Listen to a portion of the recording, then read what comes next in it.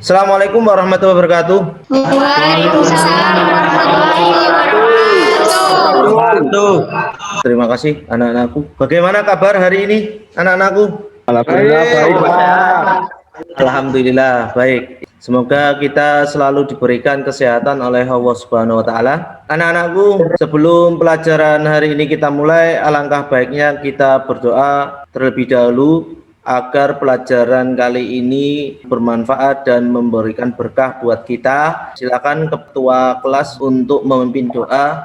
Untuk mengawali kegiatan hari ini, alangkah baiknya kita berdoa terlebih dahulu. Berdoa dimulai. Selesai. Terima kasih Mas Randy atas memimpin doanya. Apa yang kita pelajari hari ini akan bermanfaat dan memberikan berkah buat kita. Anak-anakku, Bapak absen dulu ya. Abdul Aziz tidak ada ya. Agustio Budi Tidak ada. Aldi Saputra Ada. Ali Saifuddin Tidak ada. Diva Alim Ada. Enggak ada. Iam Budi Ada. Irfan Nur Afandi Krismanto Muhammad Abdul Syukur Ada. Ada. Muhammad Nur Alim Muhammad Laswardi Rizky Akbar Alan Hadir. Yogi Yuli Hadir. Fitri Abdul Goni Aditya Saputra Bakhtiar Hadir, Pak. Fajar Mustaqim Hadir, Pak. Hasan Esti Hadir.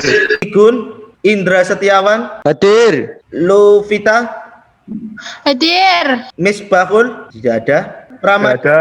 Randy Maulana Hadir, Pak. Reza Hadir, Pak. Uyip Sukma Hadir, Pak. Anggit. Ternyata yang hadir hanya 13, tidak masalah. Nanti Pak Agus akan memberikan video pembelajaran ini di grup WA, linknya nanti biar teman-teman kalian akan mendapatkan materi yang tidak hadir. Kemudian saya harapkan selama pembelajaran ini bagi yang belum hadir nanti bisa hadir, bagi yang tidak ada keterangannya silakan memberi keterangan.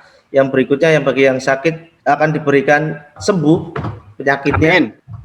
Kemudian jangan lupa anak-anakku untuk absen nanti di Google Classroom yang sudah Bapak bagikan linknya di Google Form ya. Jadi nanti kalian juga absen 2 kali. Oke, anak-anakku, kemarin kalian sudah mempelajari tentang fungsi dan komponen sistem bahan bakar injeksi.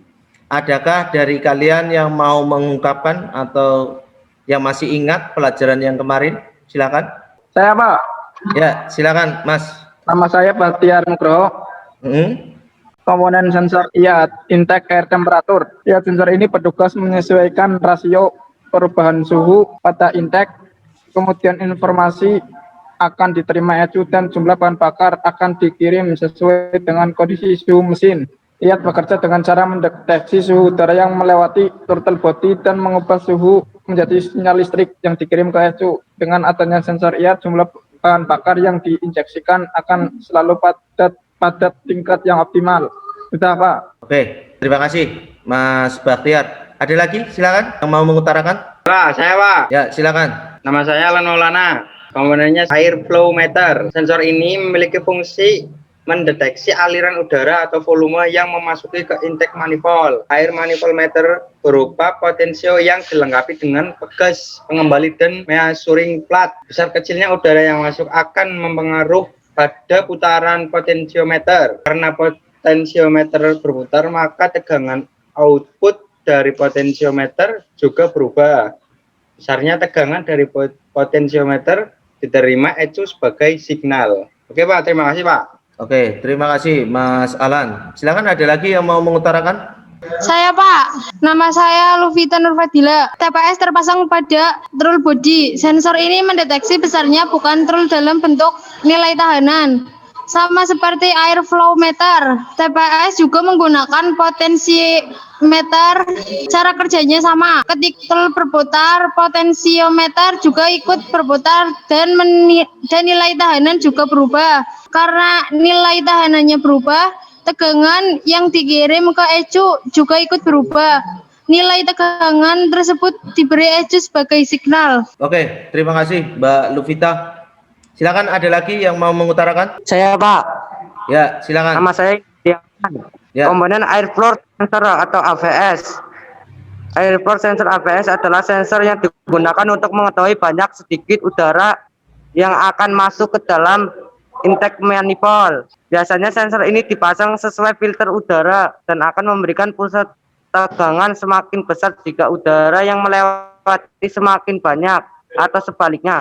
Sensor ini adalah yang menyebutnya AFM, air flow meter, atau juga MAF, mass air flow. Sudah, Pak. Oke, terima kasih Mas Indra.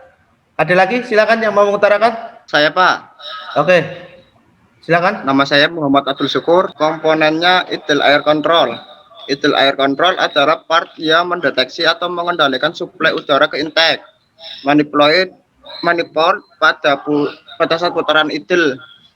Sensor ini bisa berupa solenoid, motor listrik, atau bekerja sesuai dengan suhu air pendingin. Di beberapa sistem kendaraan sering disebut idle speed control atau juga idle steam motor. Sudah Pak, terima kasih. Oke, terima kasih Mas Abdul Syukur. Silakan, ada lagi yang mau mengutarakan? Saya Pak, nama saya Riza Rizkiawan. Ya, Komponen manifold absolute pressure sensor, MAP sensor. Manifold absolute pressure atau sensor tekanan dalam manifold bekerja berdasarkan tekanan yang ada di dalam intake manifold. Tekanan yang terhitung sebanding dengan udara yang dialirkan di dalam intake manifold. Pada satu siklus volume udara yang masuk dapat dihitung dengan cara mengukur tekanan pada intake manifold, lalu tekanan intake manifold disensor oleh bagian silicon chip. Silicon chip ini berfungsi untuk merubah tekanan udara menjadi nilai tahanan, lalu nilai tahanan tersebut dideteksi oleh IC yang ada pada sensor untuk selanjutnya kirim ke ECU. Sudah Pak. oke, terima kasih Mas Reza, bagus sekali. Ada lagi yang mau mengutarakan? Saya Pak, Ya, silakan. oxygen sensor atau OS adalah sensor yang berfungsi untuk mendeteksi dan membandingkan apakah campuran bahan bakar dan udara gemuk atau kurus terhadap campuran udara dan bahan bakar secara teoritis. Oxygen sensor ini diletakkan di exhaust manifold dan terdiri dari elemen yang berbahan dasar zirconium dioksida semacam keramik. Elemen ini dilapisi dengan lapisan tipis platina di bagian dalamnya dan juga luarnya. Udara yang masuk ke dalam sensor dan luar sensor akan terkena gas buang. Makasih Pak. Oke, terima kasih Mas Sukma. Ada lagi yang mau mengutarakan? Saya Pak, Ya, silakan. nama saya Anggi Setiawan. Komponen water temperature sensor adalah temperatur air yang fungsinya mendeteksi suhu air pendingin. Pada sensor ini terdapat komponen thermometer, cara kerja dari PTS atau sensor temperatur air, yaitu apabila temperatur mesin masih di bawah suhu kerja atau temperaturnya rendah dan penguapan bensin juga rendah, maka diperlukan campuran bahan bakar dan udara yang gemuk. Tahanan pada meter menjadi besar karena ketika suhu air pendingin masih rendah, sehingga sinyal yang dihasilkan THW akan menjadi tinggi. Coba. Oke, terima kasih. Bagus sekali Mas Anggit. Terima kasih atas anak-anakku yang sudah mau memaparkan tentang materi yang kemarin sudah kita pelajari, sistem bahan bakar injeksi.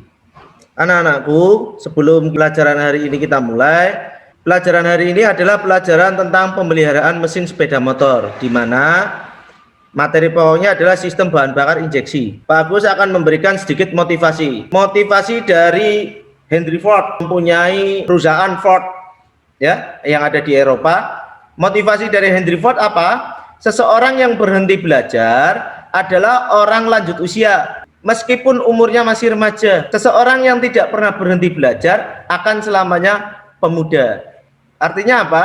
Jika kalian masih muda, kemudian kalian tidak mau belajar, berarti dianggap tua atau lanjut usia. Tapi kalau kalian sudah tua dan masih mau belajar, berarti kalian dianggap pemuda. Itu motivasinya. Motivasi yang berikutnya. Motivasinya adalah salah satu kelebihan paling jelas sistem injeksi pada kendaraan bermotor adalah lebih irit. Dengan dikontrol oleh mekanisme komputer, pembakaran pada sistem injeksi jauh lebih efisien dibandingkan karburator. Meski begitu, sistem injeksi tetap memiliki kekurangan. Apa kekurangannya? Adalah harga yang lebih mahal. Yang berikutnya, masih sedikitnya bengkel yang mampu memperbaiki sistem injeksi jika terjadi kerusakan. Kita lihat, Honda sudah banyak mengeluarkan produk-produk injeksi kayak Vario, Supra, kemudian Absolute Revo, Blade, Speci, Beat FI, bahkan CBR. Ya, Yamaha apalagi ada Vixen, ada Mio J, Jupiter Z1, Mio GT, ya, atau R15. Suzuki apalagi ada Next, ada Shogun, ada Ledge, ada yang baru Inazuma, Suzuki sudah mengeluarkan. Kawasaki apalagi, ya, ada Ninja 250 cc, 2 silinder dan 1 silinder, ada Ninja ZX-6R. Ini peluang bagi kita untuk berwirausaha dalam dunia jasa perbaikan, maka kita harus meningkatkan kompetensi agar bisa bersaing, ya. Jadi ini peluang. Ini sudah zamannya mesin injeksi. Semua pabrikan sudah mengeluarkan produk-produk mesin injeksi. Ini peluang bagi kita untuk berwirausaha dalam dunia jasa perbaikan, ya. Makanya kita harus mampu berkompetisi agar mampu bersaing. Oke ya. Yang selanjutnya, tujuan pembelajaran hari ini yang pertama adalah peserta didik dapat menganalisis gangguan pada sistem bahan bakar injeksi dengan cermat dan teliti, ya. Kemudian peserta didik diharapkan dapat mendeteksi gangguan pada sistem bahan bakar injeksi dengan cermat dan teliti. Selanjutnya, peserta didik diharapkan dapat mengatasi gangguan pada sistem bahan bakar injeksi dengan cermat dan teliti. 3 tujuannya. Yang pertama, kalian harus dapat menganalisis gangguannya pada sistem bahan bakar injeksi. Yang kedua, kalian harus dapat mendeteksi gangguan pada sistem bahan bakar injeksi, ya. Yang ketiga, kalian harus dapat mengatasi gangguan pada sistem bahan bakar injeksi. Jadi 3 hal: menganalisis, mendeteksi, dan mengatasi. Lanjut. Di sini Pak Agus akan memberikan studi kasus. Studi kasusnya apa? Pada bengkel cahaya motor terdapat konsumen menserviskan sepeda motor Beat. Ternyata mengalami gangguan pada mesinnya saat ditarik gasnya. Suara mesin tidak stabil. Hasil analisis busi tidak bermasalah. Filter juga tidak bermasalah. Dari kesimpulan kepala bengkel, terjadi kerusakan pada sistem bahan bakar. Suara berdengung pada tangki bahan bakar. Paham ya? Jadi pada bengkel cahaya motor ada konsumen menservis nih motor Beat. Ternyata mengalami kendala saat mesin ditarik gasnya, suara mesin tidak stabil. Setelah dianalisis, busi tidak bermasalah. Kemudian filter juga tidak bermasalah. Analisis kepala bengkelnya ternyata kerusakan pada sistem bahan bakar. Pak Agus akan putarkan video gangguannya, ya. Studi kasusnya seperti apa? Coba dilihat.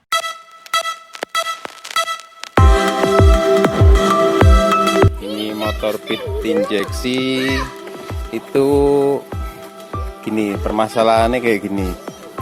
Kita coba ya. Lampu milnya nyala normal, nggak ada tanda kedipan apapun. Dinyalakan, motornya bunyi tapi sebentar-sebentar tok. Tuh.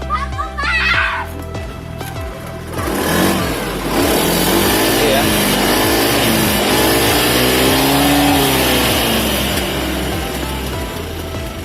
Nanti mati, ditarik mati lagi, bolak-balik kayak gitu. Oke, tadi kalian sudah melihat ya studi kasusnya motornya dalam bentuk video. Studi kasusnya seperti itu. Anak-anakku, kemarin Pak Agus sudah membagi kelompok, ya, sudah membagi kelompok menjadi 4 kelompok. Tugas kalian apa? Yang pertama, kalian coba analisis kerusakannya pada studi kasus tadi. Kalian diskusi di dalam grup kelompok WA masing-masing. Nanti Pak Agus akan off-kan Zoom meeting ini untuk kalian berdiskusi di dalam grup WA. Nanti setelah itu 10 menit kemudian nanti kalian masuk lagi di Zoom meeting untuk memaparkan hasil analisis kalian. Paham ya? Paham. Oke.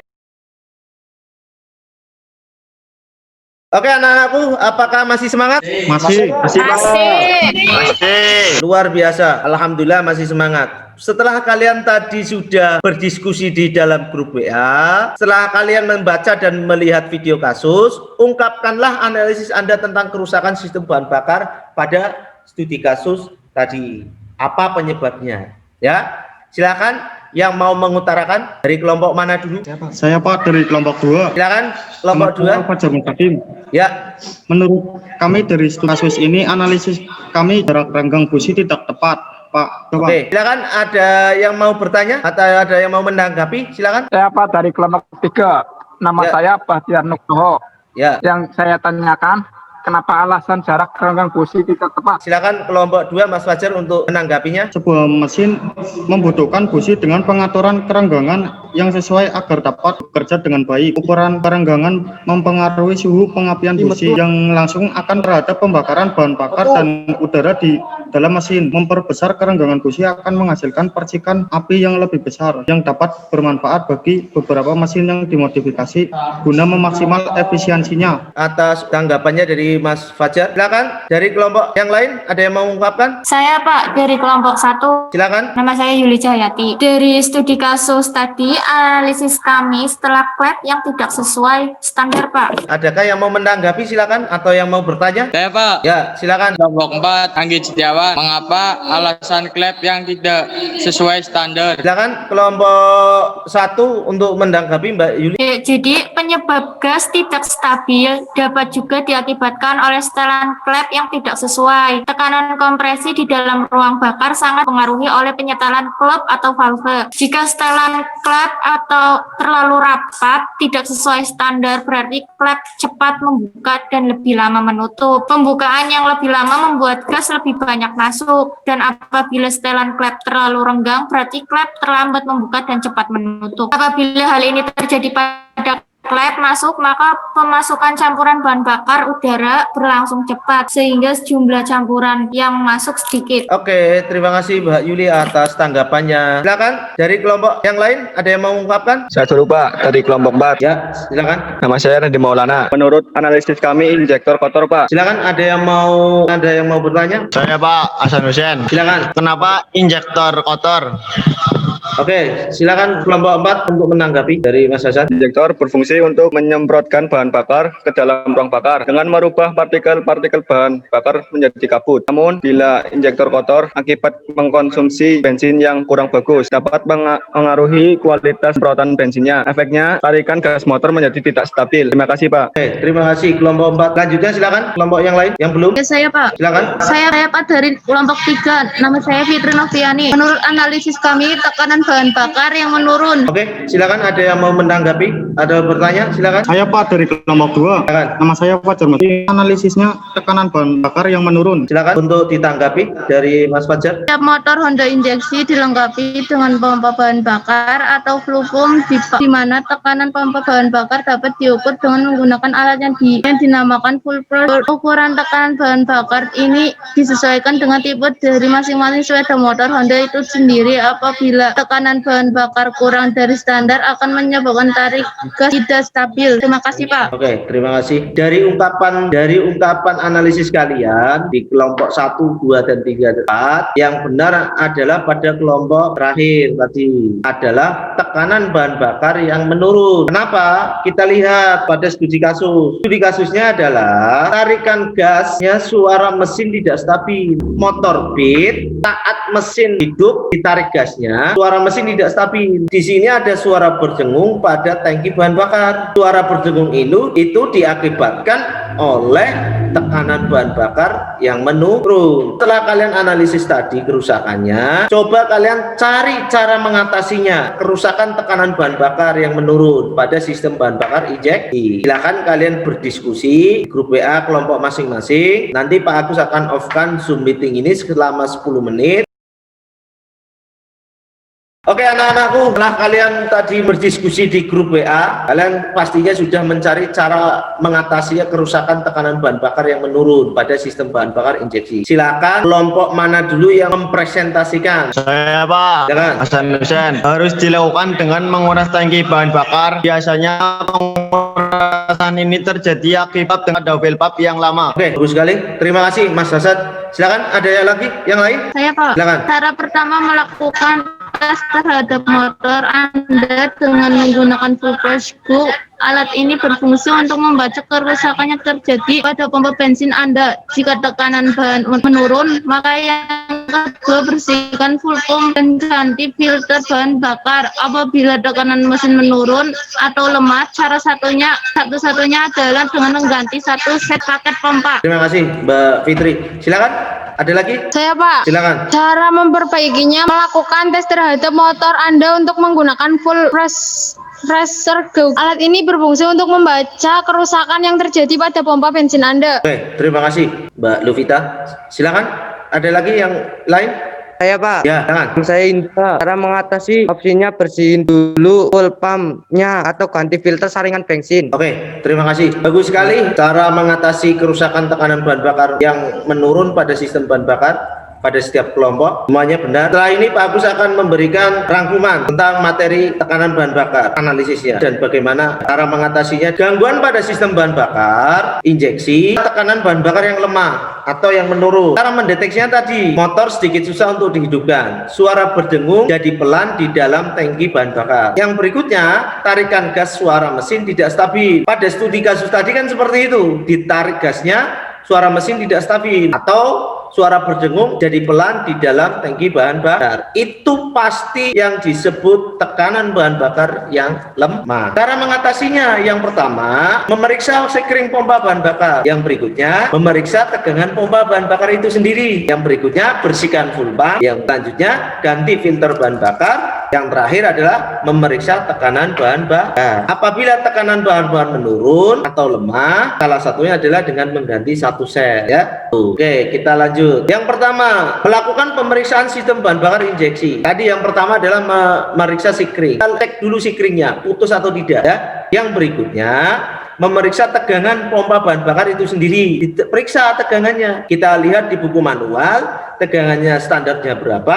Kita cek dengan menggunakan multitester pada gambar ini ya. Kalian lihat, dicek hasilnya berapa. Kalau hasilnya sama, berarti tegangan aman. Lanjut. Setelah itu bersihkan filter bahan bakar. Ya, kita lepas pompanya, itu akan satu rangkaian dengan pompa bahan bakar, kita lepas, kita bersihkan atau kita ganti kalau memang sudah tidak bisa dibersihkan. Setelah itu kalian bersihkan pompa bahan bakarnya, kita lepas satu unit ini akan menjadi seperti ini. Satu adalah badan rota, kedua adalah klep rota, ketiga adalah klep, kemudian keempat adalah pengunci. Itu jadi nanti dibersihkan ya. Selanjutnya, setelah kalian tadi memeriksa sikring, kemudian memeriksa tegangan, selanjutnya membersihkan filter dan lagi membersihkan pompa bahan bakar, selanjutnya adalah melakukan uji tekanan bahan bakar menggunakan apa? Fuel, pump, pressure, gauge. Fuel adalah bahan bakar, pump pompa, pressure tekanan, gauge alat. Alat mengukur tekanan pompa bahan bakar pada motor injeksi. Bagaimana cara menggunakannya? Ayo kita lihat. Yang pertama, saat menggunakannya ya, pastikan kunci kontak ke posisi off. Yang pertama ya, kunci kontak posisi off. Yang berikutnya, lepas konektor pompa bahan bakar ya.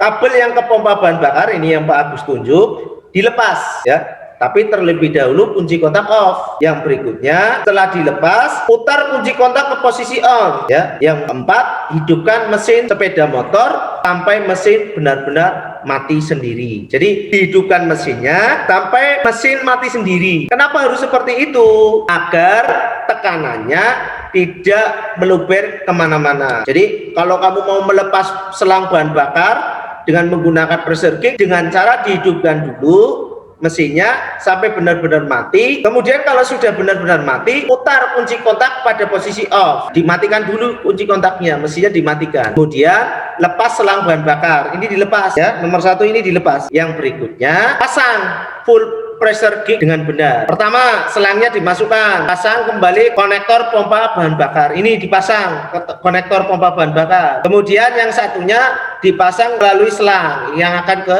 injektor. Jadi kalau sudah dipasang, dikunci secara pas. Setelah itu yang ke-9, putar kunci kontak ke posisi on. Saat mesin sudah hidup, lihat tekanan hasil pengukurannya. Kalau tadi sepeda motor Beat, ya berarti tekanannya adalah 294 kilopascal atau 43 PSI. Jadi nanti dilihat.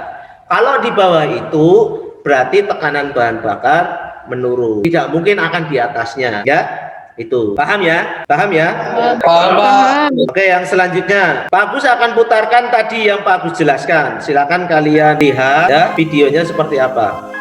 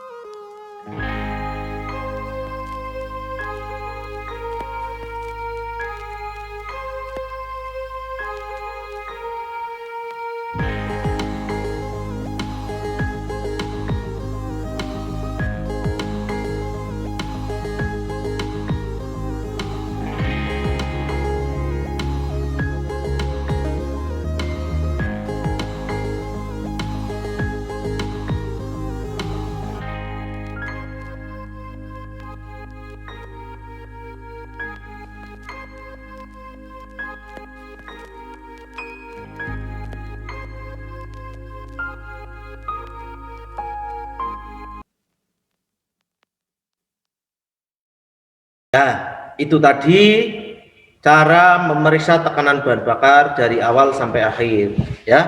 Jelas ya? Ya Pak, jelas. Pelajaran hari ini akan berakhir. Adakah dari kalian yang bisa menyimpulkan pelajaran hari ini? Silakan yang mau menyimpulkan. Ya Pak, saya Pak. Silakan. Soalnya adalah setiap motor Honda injeksi dilengkapi dengan pompa bahan bakar atau full pump, di mana tekanan pompa bahan bakar akan dapat diukur dengan menggunakan alat yang dinamakan full pressure gauge. Ukuran tekanan bahan bakar ini disesuaikan dengan tipe dari masing-masing sepeda motor Honda sendiri. Apabila tekanan bahan bakar kurang dari standar akan menyebabkan tarikan gas tidak stabil. Terima kasih atas simpulannya, Alan. Oke, anak-anakku, sebelum pelajaran hari ini berakhir, Pak Agus sudah memberikan tugas LKPD yang sudah Pak kirim di Google Classroom. Silakan nanti kalian kerjakan per individu. Kemudian ada tes evaluasi pembelajaran, silakan kalian kerjakan di Google Classroom. Ya, kemudian yang berikutnya, sebelum kegiatan hari ini berakhir, alangkah baiknya kita berdoa sesuai dengan agama dan kepercayaan masing-masing, agar apa yang kita pelajari hari ini akan bermanfaat dan memberikan berkah buat kita. Silakan untuk ketua kelas untuk memimpin doa. Untuk mengakhiri kegiatan hari ini, alangkah baiknya berdoa terlebih dahulu. Pak, dimulai. Selesai. Oke, anak-anakku, sebelum kita berakhir, jangan lupa Pak Agus akan mengingatkan dalam masa pandemi seperti ini, kalian harus jaga kesehatan, jaga jarak. Kalau keluar rumah hanya seperlunya saja agar mata rantai penyebaran COVID-19 ini akan segera berakhir. Itu aja. Terima kasih pembelajaran kali ini. Assalamualaikum warahmatullahi wabarakatuh. Waalaikumsalam warahmatullahi wabarakatuh.